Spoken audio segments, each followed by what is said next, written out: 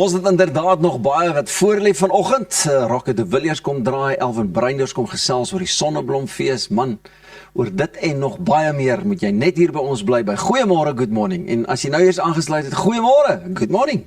Daar vat hy. Daar vat hy gesondheid uit die grond uit. Heerlik, hierdie sap is daarom vir jou voortreffelik. Is dit die regte woord? Voortreffelik. Kyk, jy moet vir ons dan nog 'n paar woordjies dink vanoggend. Jy het duidelik lekker baie slaap. Ek het 'n verruklike naglus gehad. Ek kan so sien, Pieter, regtig. Jy is vandag vir my op 'n ander vlak. Maar goed, ons gaan voort met ons oggendpraatjies. En hier is nog 'n interessante storie. Hier deel ons net interessante stories. Inderdaad. So by die Christian Progressive College, 'n Christelike skool in Pretoria, is beweringe gemaak dat sommige kinders lang ure moes sing en dans vir TikTok en YouTube om hulle skoolgeld op so 'n manier terug te werk. Nou in 'n kontrak wat opgeduik het, word dit klaarblyklik gestipuleer dat die kinders wat 'n beurs ontvang vir tot 5 jaar lank opnames en optredes moet doen, met soveel as 90% van die inkomste wat terug aan die skool betaal moet word. Jy skud al reeds jou kop. Dit tot die beurs terugbetaal is. Goed, so die skool sê egter, die kontrakte was bedoel om die kinders se talent te bestuur en aan te help en het na skoolure plaasgevind. Die Gautengse Onderwysdepartement ondersoek nou hierdie saak, aangesien hulle wil verseker dat kinders nie uitgebuit word nie. Onderskeie kenners sê dat die kontrakte soos 'n langtermyn platekontrakooreenkoms, jy weet, is dit wat mense dit nog noem, vir minderjariges lyk, en dat dit moontlik as uitbuitende arbeid beskou kan word. Ander ouers sê die kinders geniet die optredes en leer baie, terwyl sommige kinders en ouers voel dat dit meer soos werk as skool voel. Nou die skool het ook gesê dat hulle 'n spesiale vermaakafdeling genaamd CPC Stars het, dat kontrakte help om alles goed te bestuur en dat die kinders steeds akademies slaag. Of miskien dan nou net presteer ook, né? Die ondersoek duur in hierdie stadium voort. Interessant, en ek skud my kop want ek dink 'n saak het altyd twee kante. Goed, ek luister. Nee, ek meen jy het nou maar obviously die een helfte van die mense wat kla daaroor en voel dit is werk en goeders, die ander helfte sê nee, dit help my kind, dit bring 'n spontaniteit uit of help met sy selfvertroue en daai tipe van goeders. Ek sal net uit die skool se mond uit regtig wil hoor wat dit is, want ek dink as jy nie gedwing word om dit te doen nie en is vir jou lekker, dan is dit mos maar 'n ding wat spontaan gebeur, solank dit net spontaan gebeur, maar as hulle nou vir jou sê kom ons doen 'n dingetjie ter bemarking van die skool, is dit ook dalk 'n ander ding. Ja.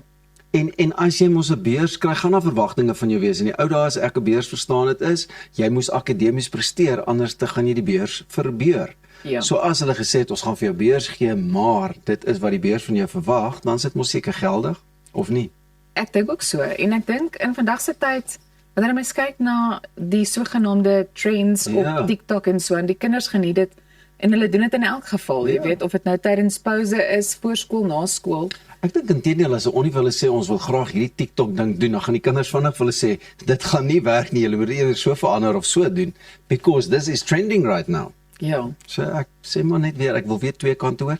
En dan is daar ook mos maar altyd sekere mense wat ek partykeer voel nog nie heeltemal uit die boks uit gekon klim met wat aangaan in die lewe nie. Want as dit deel is van die samelewing en goeters, dit is goed wat gebeur. Moenie die hele tyd dink dat jy moet nou en jy moet nie en Wel, die ander punt is natuurlik dat hierdie smaakmakers of influencing word deesdae beskou, en ek het nou die dag met Melanie Koeglenberg ook daaroor gesels.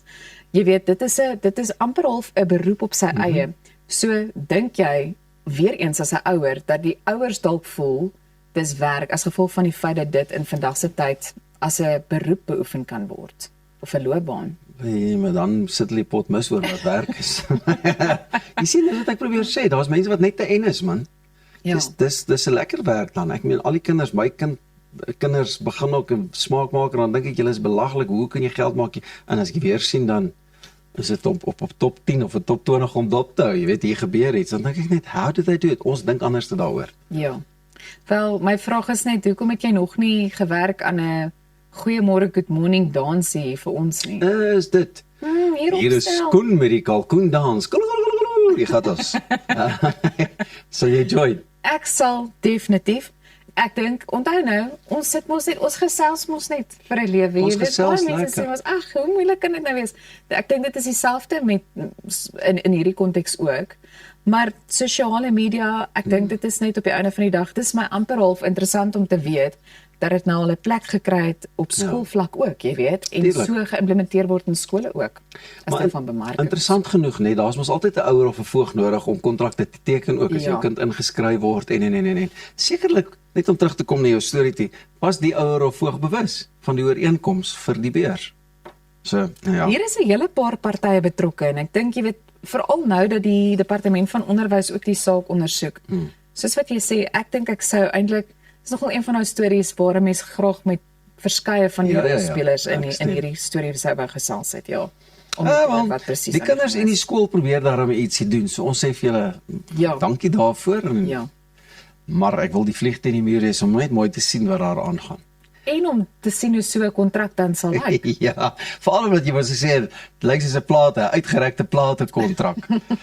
Ja, dis soveel goedjies wat eintlik net vir jou sê, hou by die reëls. Het jy al van daai kontrakte gelees? Dan is alles eintlik opgesluit in die laaste bladsy onder die fynskrif, wat jy nie noodwendig lees nie, want jy voel jy het alles al raak gelees. Die fyn bepalinge en voorwaardes. Ja. Presies net so. Maar Lekker. bepalinge en voorwaardes geld. Hier by Goeiemôre Good Morning ook.